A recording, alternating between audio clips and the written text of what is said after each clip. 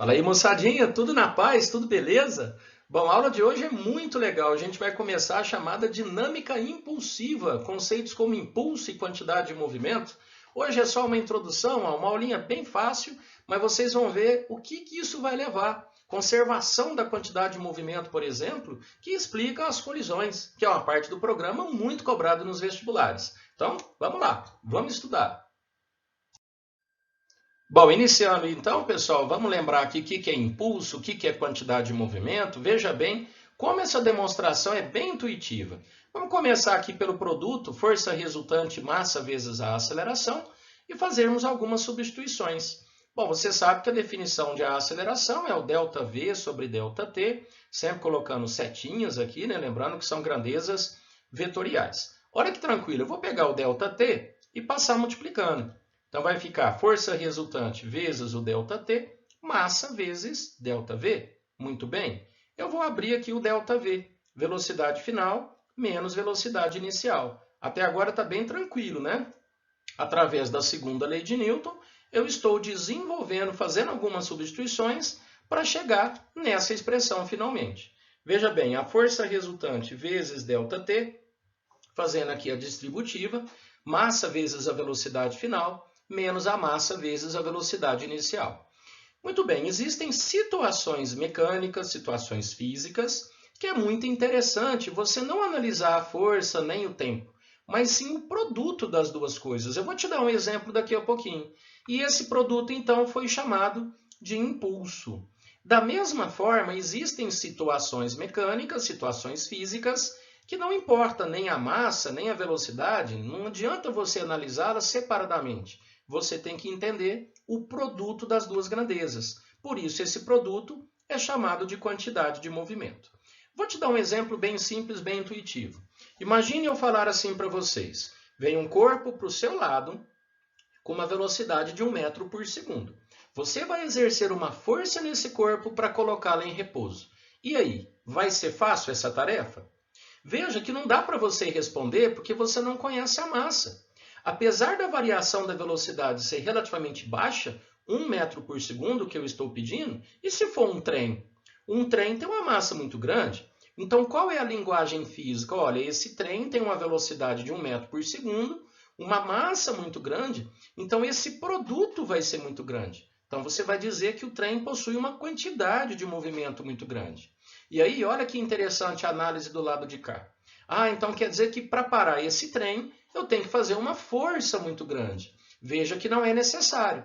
Você pode fazer uma força menor, desde que o intervalo de tempo é grande, tá vendo? O que importa é o produto. Ah, então se eu tenho uma variação da quantidade de movimento muito grande, como por exemplo de um trem, eu tenho que ter um impulso muito grande relacionado, não necessariamente à força. Então essa é a ideia das grandezas impulso e quantidade de movimento. Veja, moçada, que é como se fosse a segunda lei de Newton aberta, escancarada. Tá joia? E aqui nós temos um conhecido teorema que vai ser muito utilizado nos problemas. Olha, esse produto então é um impulso e aqui é o impulso então da força resultante. Ó. Então aqui vai ser impulso da força resultante, que vai ser igual à quantidade de movimento final, que é esse produto, menos a quantidade de movimento inicial. Pessoal, o impulso é uma grandeza que depende de um intervalo de tempo, enquanto que quantidade de movimento é uma grandeza instantânea. Você tem a final, você tem a inicial, ou seja, depende da velocidade naquele momento. Então, a relação matemática aqui é que o impulso da força resultante é a variação da quantidade de movimento. Isso é conhecido como teorema do impulso. Agora, pessoal, olha que interessante essa relação que eu vou fazer aqui ao lado. Peguei a expressão força resultante vezes ΔT. E como você viu, aqui nós temos a quantidade de movimento final menos a inicial, que é a variação. Quando eu passo o ΔT dividindo, olha só o que nós temos. Força resultante é a variação da quantidade de movimento pelo intervalo de tempo. Você sabe o que é isso, meus amiguinhos? A segunda lei de Newton, uma outra maneira de expressar essa mesma fórmula. Em vez de escrevermos massa vezes a aceleração, veja bem, esse produto aqui é o que? Massa vezes a variação da velocidade. Ó. É a variação da quantidade de movimento. Então, uma outra maneira de escrevermos a segunda lei de Newton. Tranquilo, né? Legal. Vamos prosseguir. Bom, nessa tela, vamos então resumir os conceitos de impulso e quantidade de movimento com alguns detalhes. Então, para você calcular o impulso, temos uma condição. Quando a força tiver módulo constante, quando ela for constante, você então vai calculá-la usando o produto força vezes ΔT. Veja que a unidade no sistema internacional, basta olhar a fórmula, não tem nomes especiais. É Newton para força e tempo segundo. Repare que é Newton vezes segundo, não é por, tá? Então é Newton vezes segundo a unidade de impulso. Agora, o vetor impulso, não é uma grandeza vetorial? Ela tem a mesma direção e sentido da força. Então, se eu perguntar para você num problema qual é o impulso da força-peso, por exemplo, numa queda livre, você faz o cálculo, peso do objeto, vezes o intervalo de tempo da queda. E se ele perguntar características vetoriais, o impulso será igual a força-peso, vertical e para baixo, por exemplo. Bom, para força de módulo variável, é muito comum forças de módulos variáveis. Para você calcular o impulso, então, nós vamos usar o método gráfico. Lembra daqueles macetes da mecânica? Se você quer saber o que fornece a área de um gráfico, o macetinho é multiplicar os eixos, força vezes ΔT, ou então multiplicar as unidades, Newton vezes segundo. Então, caso você pegue um problema com força variável, que é muito comum por sinal, você só determina o impulso no cálculo da área. Tranquilo? É bem fácil, né? E agora vamos ver aqui a quantidade de movimento, que eu vou representar pela letra Q. Agora um comentário. A quantidade de movimento ela tem um sinônimo muito usado nos vestibulares do Brasil. Momento linear. Então, momento linear e quantidade de movimento representa a mesma grandeza. Tranquilo? É um nome mais antigo, usado em muitos países, né? O Brasil que usa mais o nome quantidade de movimento, que foi adaptado. Mas o momento, inclusive, usado na universidade, né? O nome usado na universidade, momento linear. Como você viu, né? A quantidade de movimento, ou momento linear, massa vezes a velocidade. Veja que o vetor obedece às características da velocidade, mesma direção e o sentido. No sistema internacional, a unidade de massa, quilograma, vezes a unidade de velocidade, metros por segundo. Também não tem unidades, não tem nomes, né, representando essa unidade. Basta olhar o produto, quilograma vezes metro por segundo. E como eu disse, o vetor quantidade de movimento tem a mesma orientação da velocidade. Numa curva, por exemplo, você sabe que o vetor velocidade é variável, porque a velocidade muda a direção. Se a velocidade muda a direção, então a quantidade de movimento também é variável. A quantidade de movimento tem a mesma direção e sentido da velocidade. Tranquilo? E para a gente fechar a parte matemática, o teorema do impulso, que você viu na tela anterior, o impulso da força resultante, variação da quantidade de movimento. E uma observação interessante. Qual que é a unidade do impulso? Newton vezes segundo. Qual que é a unidade de quantidade de movimento? Quilograma vezes metro por segundo. Essa igualdade aqui mostra, então, que as unidades são equivalentes. Então, existem problemas que o impulso é dado nessa unidade. E vice-versa, a quantidade de movimento em Newton vezes segundo. Então, são unidades equivalentes. Tranquilo, pessoal? E agora, eu queria mostrar para vocês uma coisa que os alunos erram muito, com muita frequência. Cuidado com a parte vetorial. Vamos lá. Olha só esse exemplo que eu bolei. Determine o impulso em cada caso, dado a massa do objeto, 100 gramas. Bom, qual é o primeiro caso? Vamos imaginar uma bolinha, uma bola de borracha, por exemplo, que bate numa parede. Antes de bater na parede, imediatamente antes, ela tem uma velocidade de 10 metros por segundo e imediatamente após, 8 metros por segundo. Eu peço para você calcular o impulso. Pessoal, para calcular o impulso, tem 3 maneiras. Presta atenção. Primeira maneira, impulso é força vezes ΔT. Aqui não tem a força e não tem o ΔT. Segunda maneira, se a força for variável, tem que ser dado um gráfico para você descobrir a área. Terceira maneira, e talvez a mais cobrada, teorema do impulso. O impulso é igual à variação da quantidade de movimento final, menos a inicial. Pessoal, eu gosto de fazer isso aqui. O impulso é igual à massa, que não vai ser modificada, vezes a variação da velocidade, tá? Fiquem à vontade. Você pode achar a quantidade de movimento primeiro, a quantidade de movimento final, a quantidade de movimento inicial, multiplicando a massa com a velocidade. Mas eu gosto de colocar a massa primeiro e multiplicar pela variação da velocidade. E lógico que dá o mesmo efeito. Agora, pessoal, esse aqui que é o problema. Você não pode visualizar uma figura como essa e dizer que a velocidade aqui teve uma variação de 2 metros por segundo. Veja, mudou o sentido. Se não tivesse mudado o sentido, se a velocidade é 10 para um lado e apenas sofreu uma redução para 8, mas a mesma direção, o mesmo sentido, aí sim a variação seria correspondente a 2 em módulo. Aqui mudou o sentido. Vamos pensar, a bolinha, para voltar, ela tem que parar. Se ela parou, a velocidade já mudou de 10 para 0. E aí a interação com a parede continua e a velocidade vai aumentar de 0 para 8. Então a variação ocorrida aqui é 18. É importante vocês lembrarem dessa condição. Pessoal, vamos lembrar na parte vetorial como descobrimos uma variação de velocidade. É uma subtração de vetores. Você não pode colocar 10 aqui e 8 aqui. Isso aqui é uma figura. Isso aqui é uma operação matemática. Lembra lá quando você estudou vetores? Como é que faz aqui uma subtração? Você tem que pegar o vetor final, ó, esse menos V1, você pode transformar numa soma, mais menos V1. Veja que o mais com menos volta no menos. Mas parou aqui, agora você tem que desenhar. Vamos desenhar. Cadê o vetor V2? É esse aqui, ó, para a esquerda. Então eu tenho que somar com menos V1. Então você está fazendo essa operação, subtração de vetores, para achar o vetor variação de velocidade.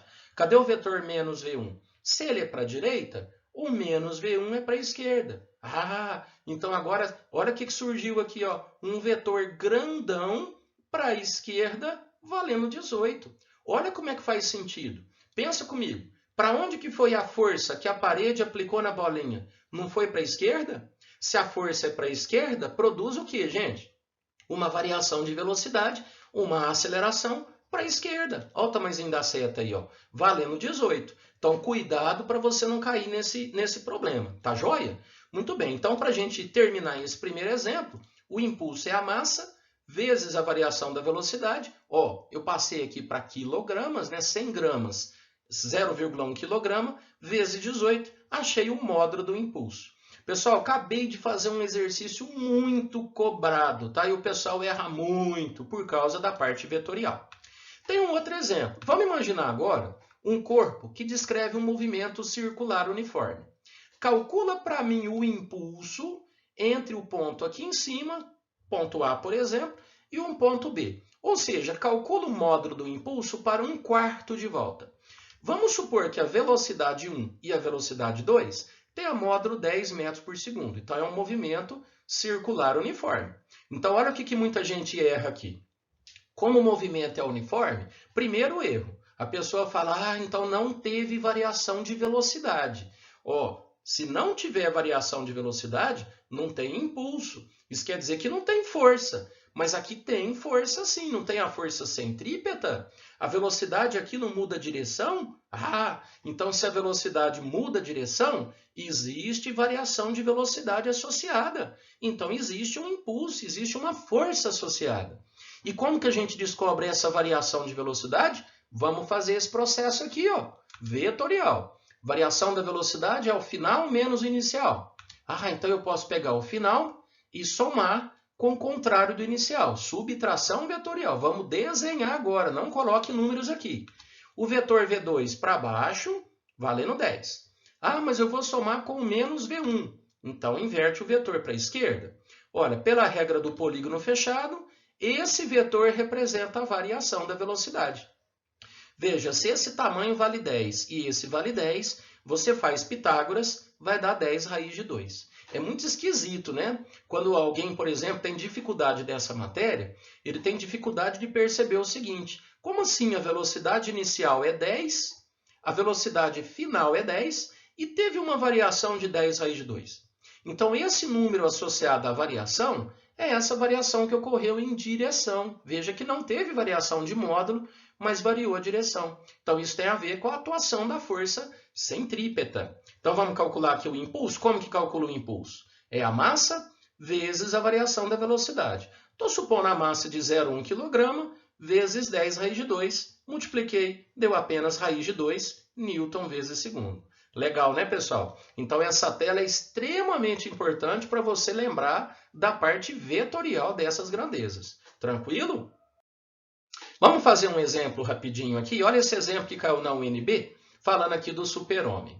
É sabido que balas lançadas contra o super-homem simplesmente ricocheteiam em seu peito, como é mostrado na figura a seguir. Que bonitão. Suponha que um gangster lance uma rajada de balas de 3 gramas cada uma, na razão de 100 balas por minuto, contra o peito do super-homem, sendo de 500 metros por segundo a velocidade de cada bala. Suponha também que as balas retrocedem na mesma direção de incidência, sem nada perder na velocidade. Determine em newtons a força média exercida pelo feixe de balas durante os disparos. Muito bem, então vamos fazer aqui. Uma das maneiras da gente fazer, vamos lembrar aqui, ó, aqui está o super-homem, chegam as balas a 500 metros por segundo, por exemplo, na direção horizontal, e segundo o texto, elas retrocedem com a mesma velocidade em módulo. Aí eu te pergunto, pensa rápido, teve variação de velocidade? Ó? Muita gente inocente vai falar que não, tá vendo? Agora você já aprendeu, né? A velocidade da bala reduziu de 500 para 0 e aumentou de 0 para 500. Então, existe uma variação de velocidade aqui correspondendo a 1000 metros por segundo, né? Que é aquele desenho da tela anterior. Vamos fazer de novo? Pega a velocidade final e soma com a velocidade inicial invertendo o seu sentido, né? Soma com o menos. Então, nós temos aqui o V2 para a direita. Vou somar com o menos V1. Ó, inverti o vetor para a direita. E aí nós temos a grande variação de velocidade ocorrida, 1000 metros por segundo. Para calcularmos o impulso, lembra das 3 possibilidades. Força vezes ΔT, área do gráfico, ou variação da quantidade de movimento. Mas como ele pergunta a força, vamos abrir aqui, ó. Impulso pode ser a força média, que é a pergunta, vezes o ΔT, massa vezes ΔV. Como nós vamos escolher o ΔT? Vamos escolher por minuto, ó. São 100 balas por minuto. Então vamos escolher aqui 60 segundos, são 100 balas. Então são 100 balas, cada bala tem 3 gramas, 3 gramas é 0,003 quilogramas. Tranquilo, pessoal? Passei para quilogramas, sistema internacional, divide por 1000, né? Vezes a variação da velocidade, que aqui provavelmente a galera erra bastante, ó. Então, vezes 1000. Pessoal, o resto é só fazer a continha, você vai encontrar que a força média é 5 newtons. Tranquilo? Vamos fazer mais um exemplo aqui bacana. Pessoal, esse exemplo foi inventado por mim. Veja bem que é um exemplo muito comum, vários vestibulares já criaram questões envolvendo o airbag. A partir de 2014, todos os veículos produzidos no Brasil são equipados obrigatoriamente com 2 equipamentos de segurança, o freio ABS e o airbag.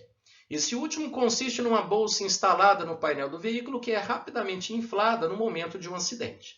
Dessa forma, o ocupante do veículo não sofre graves danos, pois o impacto é amortecido. Fazendo uma comparação com motoristas de mesma massa e velocidades iguais, assinale a alternativa correta a respeito da vantagem do airbag quando ocorre uma batida que leva o carro ao repouso. Bom, pessoal, então na letra A. O motorista que usa o airbag sofre uma variação de quantidade de movimento menor e, consequentemente, recebe uma força menos intensa. Vamos dar uma olhada aqui primeiro, antes da gente ver as outras opções, na expressão o que é impulso e o que é a variação da quantidade de movimento. O impulso é igual à variação da quantidade de movimento, impulso da resultante, que desenvolvendo o impulso é força vezes ΔT e variação da quantidade de movimento, massa vezes ΔV. Eu escrevi de 2 maneiras para a gente pensar. Pessoal, qual que é a vantagem do airbag? Se você parar para imaginar, um motorista com airbag e um motorista sem airbag, aquele que colide sem o airbag é uma colisão mais rápida. Ele para sem amortecimento. Na verdade, os 2 motoristas param. Então, se eles têm a mesma massa e sofrem a mesma variação de velocidade, eles então sofrem a mesma variação da quantidade de movimento. Cuidado com isso. Diz o texto que os motoristas têm massas iguais e sofrem variações de velocidades iguais. Então, eles sofrem a mesma variação da quantidade de movimento. Mas qual que é a diferença? Aquele que bate o cabeção, por exemplo, no para-brisa, é um choque rápido. Então, o intervalo de tempo é pequeno. Então, se o intervalo de tempo é pequeno, ele vai receber uma força maior. Agora, e o cara do airbag, como é que é? Ele também vai parar, também vai ter uma variação de velocidade, então a variação da quantidade de movimento é a mesma. Só que para ele, com amortecimento, todas as vezes que você lê um problema que fala sobre amortecimento, o intervalo de tempo é maior. Se o intervalo de tempo é maior, então ele vai receber uma força menor. Por isso que ele não machuca, tá? Então, adiantando aqui, depois vocês fazem a leitura das outras alternativas, vamos lá na resposta letra E. Ó, por causa do amortecimento ocorrido com o airbag, o motorista recebe uma força menor graças ao aumento do tempo de interação. É um exercício muito cobrado, muito comum. Tá joia, pessoal? Então é isso aí. Esses são os conceitos iniciais de impulso e quantidade de movimento. Agora é com vocês. Faça aí um treinamento. Na próxima aula a gente vê a conservação da quantidade de movimento. Beleza? Um abraço a todos, pessoal. Bons estudos!